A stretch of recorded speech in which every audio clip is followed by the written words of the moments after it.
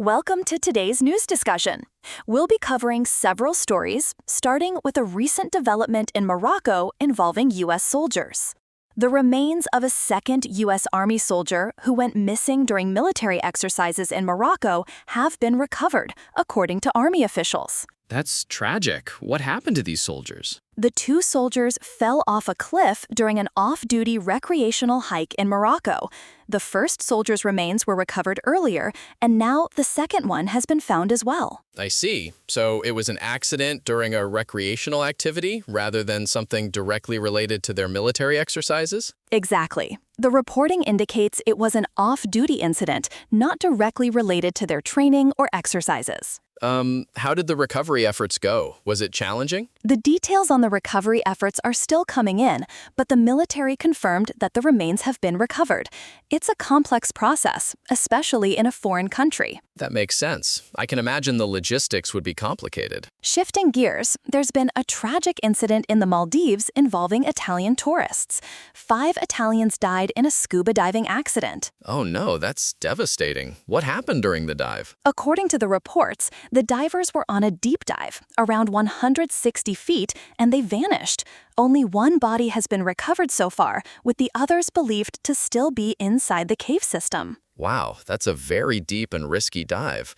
Were they experienced divers? The reporting doesn't go into detail about their experience level, but cave diving is inherently risky, even for experienced divers. The depth and complexity of cave systems make it a challenging and dangerous activity. That's true. Cave diving is considered one of the more hazardous forms of diving. On a more positive note, NASA's SITE spacecraft is making headlines as it swings past Mars for a gravity boost on its way to a rare metal asteroid. That's fascinating. How does this gravity boost work? The spacecraft is using Mars's gravity to change its trajectory and gain speed. It's a common technique used in space missions to save fuel and alter a spacecraft's path. So it's like a slingshot effect? How fast is it traveling? Exactly. It's a gravitational slingshot.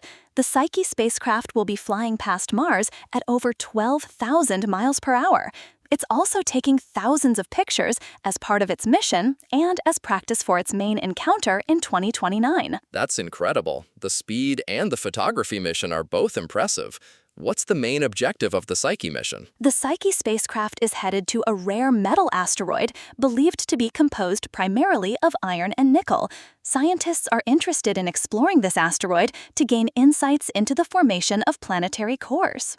That's really interesting. What do they hope to learn from this asteroid? By studying the asteroid, scientists hope to understand more about the early solar system's history and how planetary cores form.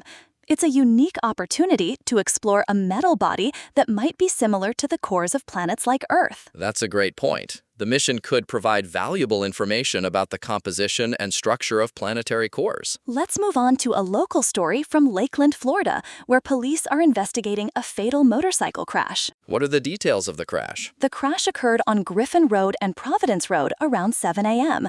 The roadway was blocked off during the investigation. Do we know what caused the crash? The reporting doesn't specify the cause yet. The investigation is ongoing, and more information will be released as it becomes available. Okay, so it's still an open investigation. Have there been any other similar incidents in the area recently? There have been other fatal crashes in the Lakeland area reported in the past, but I don't have the specific details on whether they were related to motorcycles or not. All right, that's good to know. We'll have to keep an eye on further updates. Finally, for those who enjoy word puzzles, today's Wordle hints and answers are available for those who need help.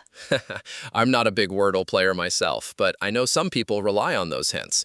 Are there any other puzzle games being discussed? Yes, the New York Times also has other puzzle games like Strands and the Mini Crossword, for which hints and answers are available. That's great. Puzzle enthusiasts have a lot to work with. Thanks for covering these diverse stories with me today, Dana. You're welcome, Matt. It's been a pleasure discussing these news stories with you. That's all for today. Goodbye.